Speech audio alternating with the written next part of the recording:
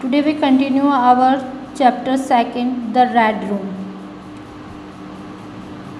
हमने last time पढ़ा था कि एक पर्सन है जो हमारे राइटर हैं वो किसी एक हॉन्टेड रूम में हैं और वहाँ पर वो ये देखने आए हैं कि रियल में ही कोई डरावनी, मतलब आप देखिए कि कई लोग जने कहते हैं कि भाई भूत होते हैं, तो वही कंसिडर करने के लिए हमारे जो राइटर हैं वो यहाँ पर इस रेड रूम में आए हैं और वो देखना चाहते हैं कि वाकई में ये हॉन्टेड रूम है या नहीं. Then we continue. Study. I comfortable myself, however, much to my growing appreciation, the candle in my oven hand blew off. Shaken, I thought of the fireplace and felt grateful for the constant light. But much to my horror, that very moment, even the fireplace extinguished.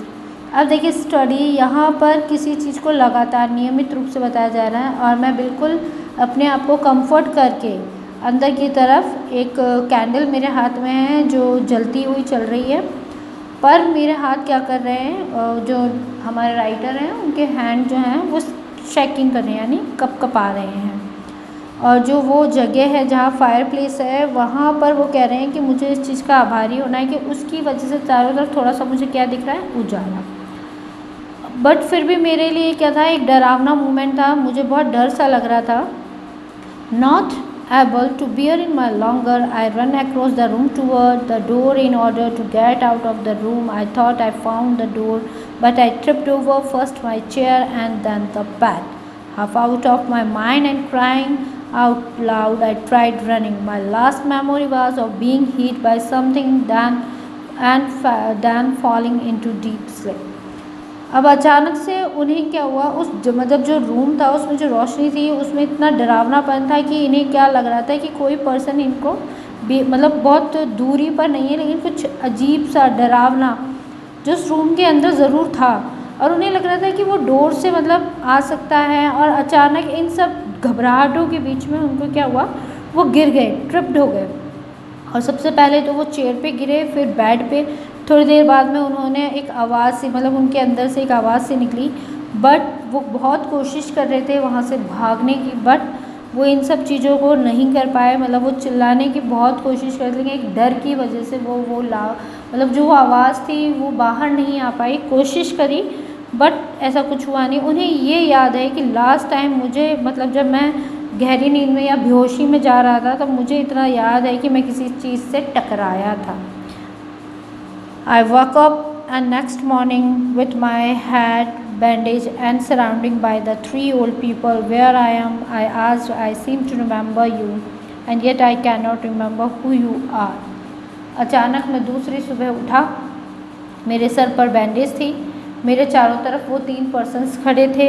मैंने पूछा मैं कहाँ हूँ, मुझे कुछ याद नहीं आ रहा था, और आप कौन हैं. They told me then.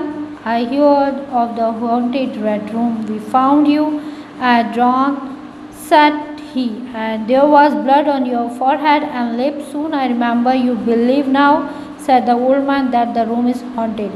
तब उन्होंने मुझे बताया है कि तुम्हारे जो तुम हो वो तुम एक हॉन्टेड रूम में थे और जब हमने तुम्हें पाया तो तुम्हारे सर से ब्लड, मतलब तुम्हारा जो अपना फॉरहेड होता है यानी माथा होता है, उधर से ब्लडिंग हो रही थी, लिप से ब्लडिंग हो रही थी.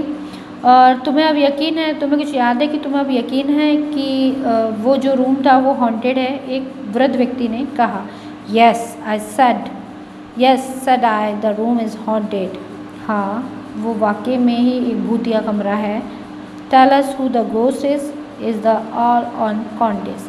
ये वही हम कह सकते हैं एक तरीके से वही पुरानी एक गोस्ट है जो अल है, जो मतलब हम कह सकते हैं कबानी टाइप में है, जिसके लिए हम मतलब वो कहता है कि वाकई में मैं मान सकता हूँ कि ये रूम हॉन्टेड है. और जो कुलीन मतलब जो यहाँ पे अल है वो कुलीन है. और अब मैं इस चीज़ के लिए बिल्कुल मानूँगा कि वो रूम जो है वो हॉन्टेड है. No, said I, it is not. There is neither the ghost of Earl nor the ghost of the countess in the room. There is no ghost there at all, but worse, far worse. वो कहते हैं मैं ये नहीं कह सकता कि वह मतलब जो इसमें रहते थे वही पर्सन्स हैं या वहाँ पर कोई और था, मैंने किसी को देखा नहीं है. बट आई सी मतलब मुझे ऐसा लग रहा है कि वो वहाँ पर कुछ तो था, बट मैं ये नहीं कह सकता कि वो कौन था, अर्ल था, उसका भूत था, या कुलीन का मतलब जो काउंटेंस है उसको कुलीन कहते हैं, कि किसी कुलीन पर्सन का कोई गोस्ट है, इस बारे में कुछ नहीं पता था। Worst of all things are haunt poor mortal man said I, and that is fear. It is the fear itself that is beyond any reason understanding. It is fear that have haunted the imaginations of man, increasing awareness of even simplest things. अब वो कहते हैं ये बहुत ही भयावह, डरावनी और ख़राब चीज़ें थी जो मेरे साथ हुई, और मतलब मैं मान सकता हूँ यहाँ पर मुझे थोड़ा सा लग रहा है कि वाकई में ही वहाँ पर मतलब सबसे आप कह सकते हैं नाशवान चीज़ें, जिसको हम अपन कई बार कहते हैं ना कि कोई भूतिया जगह होती है तो वहाँ पर काफ़ी डरावनी चीज़ें होने लग जाती है, तो हम कह सकते हैं कि वहाँ हमारे को जाने से सब चीज़ें नेगेटिविटी मतलब लगेगी।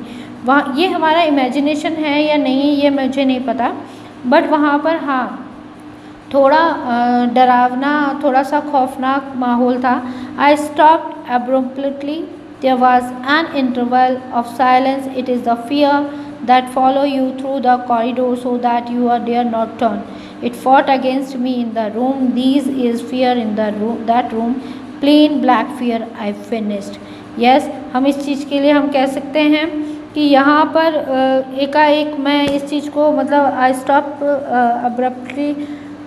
अब्रप्टली का मतलब होता है एकाएक मैंने मतलब इन सब चीज़ों को एक तरीके से रोका, मतलब एक आप कह सकते हैं एक चुप्पी को तोड़ा, और उस तोड़ने के बाद मैंने ये चीज़ फॉलो की कि जो वो कॉरिडोर है, जो वो बरामदा है जिसके सामने वो रेड रूम है, उस रेड रूम के अंदर वाकई में एक काला मतलब भयानक डरावना एक डर है, और मुझे लगता है कि वाकई में ही मैं इस डेयर को वापस मतलब इस डर को अपने अंदर पा चुका हूँ, और मैं मान सकता हूँ कि वाकई में ही एक काला साया उस अंधेरे के अंदर है, और इसी बात को कहकर राइटर ने वो बात ख़त्म करी, यानी कि राइटर ने इस चीज़ को कंसिडर किया, राइटर ने इस चीज़ को माना।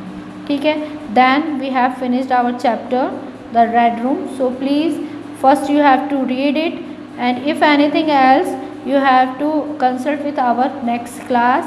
Here some hard word I'll point it for the highlight, so you have to write it in your fair copy, then I'll give you the meaning in Hindi. Okay, that's all today. Have a nice day all of you. Please stay safe and follow the guideline. Thank you everybody.